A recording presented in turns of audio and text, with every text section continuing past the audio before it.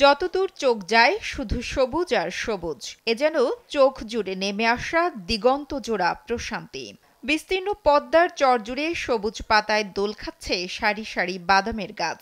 অল্প বিনিয়োগে লাভ বেশি হওয়ায় বাদাম চাষে ঝুঁকছেন স্থানীয় কৃষকরা। ফরিদপুরের চরাঞ্চলে দিন দিন জনপ্রিয় হয়ে উঠছে বাদামের চাষ। আবহাওয়া অনুকূলে থাকলে চলতি মৌসুমে বাদামের বাম্পার ফলনের আশা করছেন চাষিরা। তবে সারা দেশে চলমান প্রচণ্ড দাবদাহ ও খরায় ফলন কিছুটা কম হওয়ারও আশঙ্কা করছেন তারা। ওয়ালটন ফ্রিজ কিনে অনেকের মতো আপনিও হয়ে যেতে পারেন মিলেনিয়াল। সেরা পণ্যের সেরা অফার। আনুমানিক 40% ভূমিতে আমি বাদাম চাষ করছি, আর 40% ভূমিতে প্রায় 10,000 টাকার মতো আমার খরচ হয়েছে। অন্যান্য ফসলের সাথে মোটামুটি বাদামের লাভজনক ভালো। 1 বিঘায় বাদামে ধরেন 10 থেকে 12,000 টাকা খরচ যায়, আর উঠানে আবার 4-5,000 টাকা যায়। আর যদি ভালো হয় তাহলে আপনার 25-30 হাজার টাকা বিক্রি করা যায়। বাদাম মনে করেন রোদে শুকাই যেতেছে, বৃষ্টির কারণে পানি দিতেছে না, তো এই কারণে শুকাই যেতেছে। এখানে এবারকার লসের খাতাই বেশি। নতুন মাটিতে বাদামটা ভালো হয়, বুঝছেন, ভালো হয়। আর মাটি পুরান হয়ে গেলে ওই মাটিতে বাদাম বেশি ভালো হয় না। স্থানীয় কৃষি বিভাগ থেকে জানা যায়, 1 বিঘা জমিতে বাদাম চাষ করতে খরচ হয় 12 থেকে 15,000 টাকা।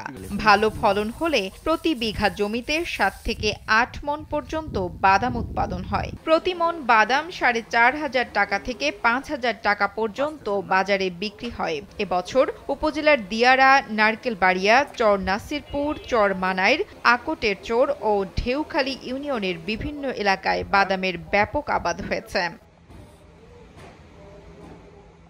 কৃষি বিভাগ বলছে, গেল বছরের তুলনায় শুধুমাত্র সদরপুর উপজেলাতেই এবছর 130 হেক্টর জমিতে বাদামের চাষ হয়েছে।